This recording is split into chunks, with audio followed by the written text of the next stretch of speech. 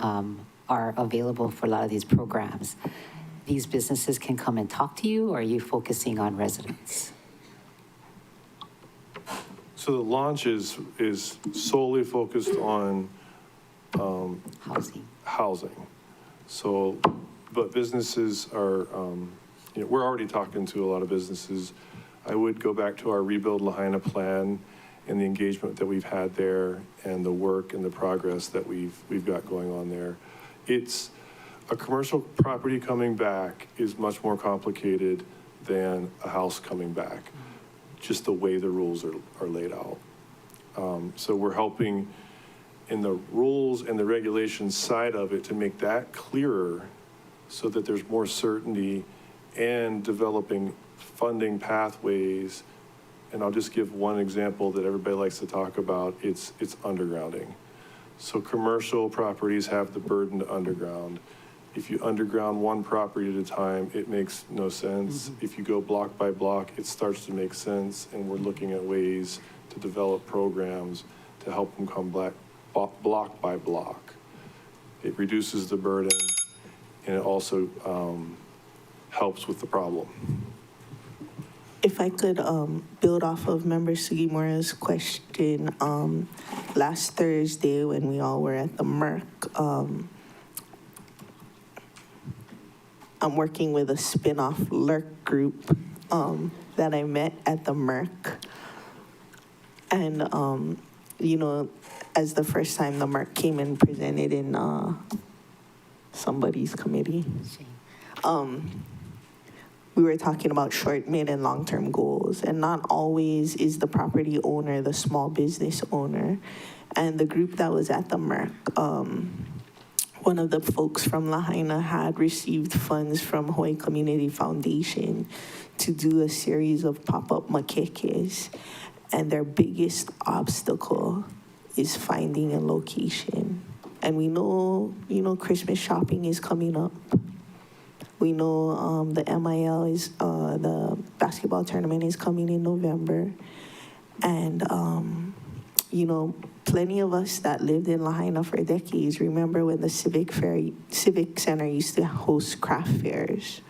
I'm not sure what administrative rules changed or what, but they've said that working with the parks permitting process is so difficult. So if there's one thing that we could do is get together with that pop-up makeke group and clear the county obstacles so that they could utilize those HCF funds for a series of makekes so that when Christmas comes around, maybe that can be the theme is to support local businesses that have lost in the fire. And that only happens if we start now. And for me, my first meeting is Thursday at 2:30. If we don't have a representative there, let me know. We'll make sure that we have someone there. But I'll let Josiah talk about Parks Department. Short answer is we would love to find a way to partner and whatnot. Obviously, and we talked about this yesterday with the Maui County Fair, obviously there's some county code regulations and stuff that we have to go through and just make sure we're complying with and whatnot. Although, side note, County Council controls the county code, so if you want to create some exemptions for us, we'll gladly accept it. But I thought it was the administrative rules were the problem, because when I asked them about the concessions bill, they're like, oh, that only applies to leagues. Okay, you're not supposed to throw it back to me, but regardless of that, the short answer is yes, we'd love to. I know that we've partnered with some organizations already to do similar types of events. We're trying to get something going into Maui County Fair as well. So any way we can support, and we'll figure out a way to navigate it. Thank you. And I realize the basketball tournament is at the Civic. I don't know if the amphitheater area could be a vendor area, or we could direct the crowds to a local pop-up makeke or something like that, because a lot of those small businesses that lost everything in the fire, homeowners that lost everything in the fire, they go to one canoe regatta, they go to one craft fair on Oahu, and that's their stone wall, that's their roof, that's their kid's bedroom that they can pay for after doing that event. So I just would like us to look for ways that we can get out of the way. Oh, Member Rollins Fernandez and Member Seymour.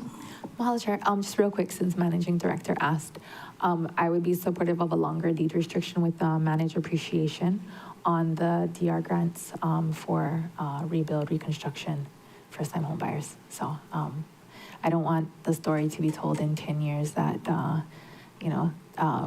the deed restrictions were too short, and now we're in another crisis.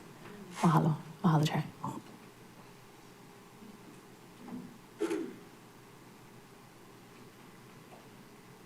Member Seymour. Yeah, thanks.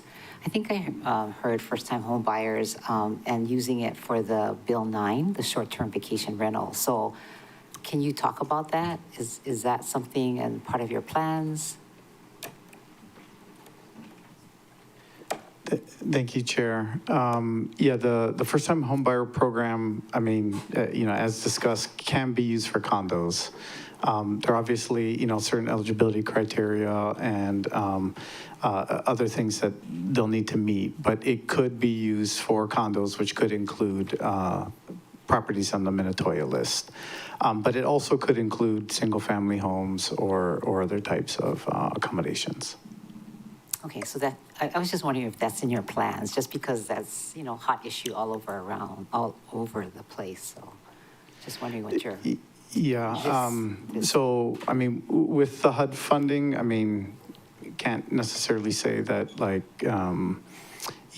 there's obviously rules and regulations in place on how it can be used and whatnot. I would say that, our funding timeline for DR is about 6 years. And, depending on what that council decides to do with Bill 9, and the phase-out periods and whatnot, it could align with the 6-year timeframe for the use of the DR funds. thank you. Thank you.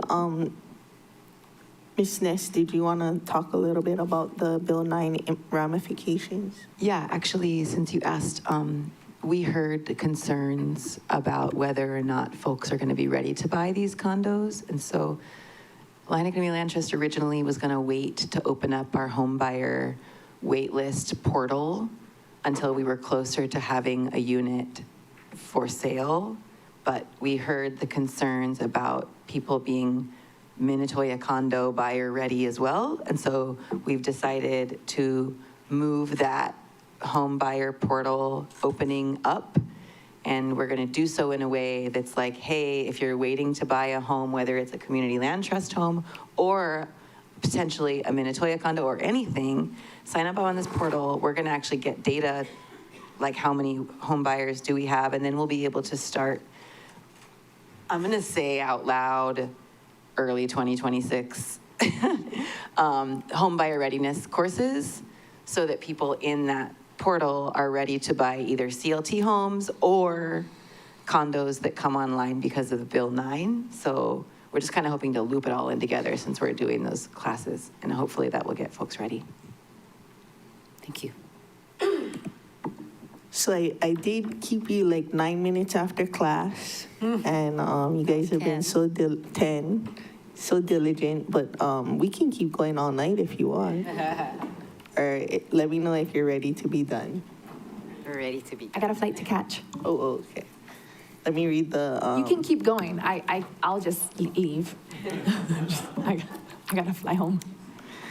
So, committee members, if there are no objections, the chair will defer this item. No objection. No objections.